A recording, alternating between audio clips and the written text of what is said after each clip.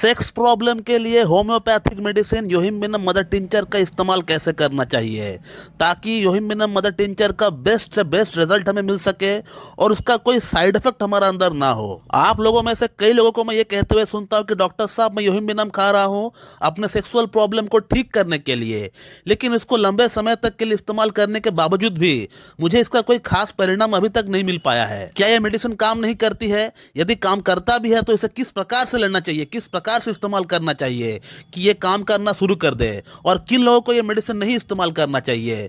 तो इन सारी सवालों का जवाब मैं आज इस वीडियो में आप लोगों को देने वाला हूं। तो सबसे पहले जानते हैं कि ये मेडिसिन असल में काम करता है या नहीं। तो दोस्तों, अगर आप लोग मेरा कहना माने तो योहिम्बिनम जो मेडिसिन है ये बहुत बढ़िया तरीके से काम करती है पुरुषों की प्रॉब्लम में, सेक्सुअल प्रॉब्लम की भीतर, इरेक्टाइल डिस्फंक्शन की प्रॉब्लम में, लिंग के अंदर तनाव की अगर बात करें तो उन तमाम समस्याओं में बहुत बढ़िया तरीके से काम करती है। लेकिन जैसे कि मैं आप लोगों को पहले भी बता चुका हूं कि होम्योपैथी में एक ही मेडिसिन सबको सूट करेगी ऐसा नहीं हो सकता है। होम्योपैथिक मेडिसिन कुछ लक्षण के आधार पर काम करती है। यदि लक्षण मैच होता है आपका अंदर तभी वो मेडिसिन आपको देने से आपको फायदा होगा, नहीं तो वो मेडिसिन से आपको कोई रिजल्ट नहीं मिलने वाला। तो आप लोगों का पहला सवाल का जवाब मैंने अभी तक दे दिया है कि ये मेडिसिन काम करता है या नहीं। इसके अलावा यदि आप लोगों को प्रूफ चाहिए कि ये मेडिसिन असल में काम करता भी है या नहीं, तो उसके लिए आप लोगों को मेरा जो केस वीडियोस है, मैं जिन पेशेंट का प्रॉब्लम को ठीक करता हूं उसका ऊपर जो केस वीडियोस बनाता हूं उससे आप लोगों को देखना पड़ेगा। उसके लिए आप लोगों को मेरे चैनल का अंदर जाना पड़ेगा, वीडियोस को देखना पड़ेगा उठा उठा कर। आप देख पाएंगे कि योहिम्बिनम से प्रॉब्लम पेशेंट का सॉल्व होता है या नहीं, पेशेंट खाकर क्या बोल रहे हैं ये भी आप देख पाएंगे। अगला सवाल की अगर बात करें तो अगला सवाल आप लोगों को पूछा जाता है अक्सर कि इस मेडिसिन को आप पेशेंट के अंदर किस तरह से अप्लाई करते हो, आप पेशेंट के अंदर कौन कौन सी लक्षण के आधार पर इसको आप प्रेस्क्राइब करते हो, कौन से लक्षण देखने पे आप पेशेंट को ये मेडिसिन आप देते हो। तो दोस्तों, योहिम्बिनम को प्रेस्क्राइब करने के लिए मैं 3 लक्षण देखता हूं पेशेंट का भीतर। तो इसका पहला लक्षण ये होता है कि पेशेंट का अंदर लिंग के अंदर तनाव तो आता है,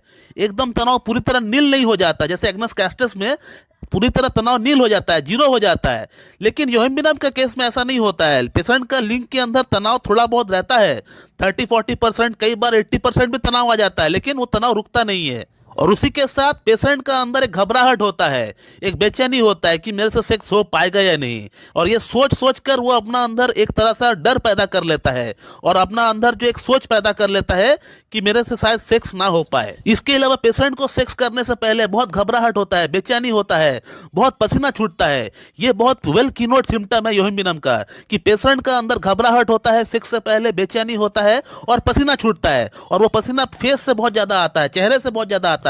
इस मेडिसिन का अगला सिम्टम जो पेशेंट का अंदर में देखता हूं, ये बहुत ही गोल्डन सिम्टम है इस मेडिसिन का। वो ये है कि पेशेंट से जब मैं केस टेकिंग करता हूं तब मैं प्रयास करता हूं ये जानने का उसको नींद किस प्रकार का आता है, उसका नींद में सपना आता है या नहीं। तो योहिम्बिनम का पेशेंट को सपना तो आता है, और वो सपना इस प्रकार का होता है कि वो सेक्स करने के लिए गए और फेल हो गए, उनका लिंग में उत्तेजना नहीं आई, उनका लिंग में कठोरता नहीं आई। अब सपना भी वो देखते हैं अपना पास्ट का, पास्ट में हो सकता है उनका कोई गर्लफ्रेंड रहा होगा, किसी के साथ वो उनका इंटीमेसी रहा होगा, तो सपना में वो ये देखता है कि वो सेक्स करने के लिए गए उनके साथ और वो फेल हो गए, लेकिन उस समय तो वो सेक्स ठीक से किए थे पास्ट में, लेकिन वो अब सपना में उनको ऐसा दिख रहा है कि वो सेक्स नहीं कर पा रहे उनके साथ। तो पेशेंट का ये कहना होता है कि सर हम सपना देखते हैं लेकिन सपना में भी हम सेक्स करने में असफल रहे हैं। बोरिक मटेरिया मेडिका में भी यही लाइन लिखा हुआ है, यानी किताब में भी यही लाइन लिखा हुआ है कि thoughts of event of whole past life keeps him awake, कि पुराने दिनों की बातों को वो सपनों में याद करके उसका नींद खुल जाता है।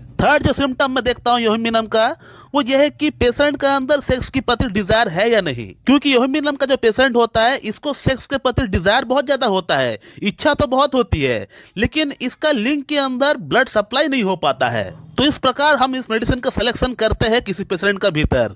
इसके अलावा इस मेडिसिन को हमेशा मदर टिंचर के फॉर्म में ही इस्तेमाल करना चाहिए, इसको 30-100 में इस्तेमाल नहीं करना चाहिए। तो इस मेडिसिन को आपको हमेशा मदर टिंचर के फॉर्म में आपको इस्तेमाल करना पड़ेगा। इसका 15-15 बूंद सुबह, दोपहर, शाम हाफ कप नॉर्मल पानी के साथ मिला के आपको पीना पड़ेगा। अब योहिम्बिनम मेडिसिन को इस्तेमाल करने के साथ साथ बीच बीच में इसका कॉम्प्लीमेंट्री जो मेडिसिन है इसको भी आपको इस्तेमाल करना पड़ेगा, तभी जाके आपका सेक्स प्रॉब्लम पूरी तरह ठीक हो पाएगी। और वो मेडिसिन है कैलाडियम। तो कैलाडियम को आपको 30 पोटेंसी में लेकर आना है और इसका 2-2 बूंद आपको हफ्ते में एक बार लेना है। 2 बूंद 2 चम्मच नॉर्मल पानी के साथ मिला के आपको पीना पड़ेगा हफ्ते में एक बार, सुबह नाश्ते से आधा घंटा पहले। और यूहिम्बिनम को जैसे कि मैंने आपको बताया कि मदर टिंचर के फॉर्म में आपको हर दिन इस्तेमाल करना पड़ेगा, लगातार 2 महीना आपको इस्तेमाल करना है इसको। और कैलाडियम 30 को भी आपको साथ साथ में इस्तेमाल करना है, जैसे मैंने आपको बताया अभी। कैलाडियम यहाँ पे कैटलिस्ट का रोल प्ले करेगी। ये यूहिम्बिनम का काम करने का क्षमता को 3 गुना बढ़ा देगी। और अब बात करते हैं कि इस मेडिसिन को किन किन लोगों को इस्तेमाल नहीं करना चाहिए।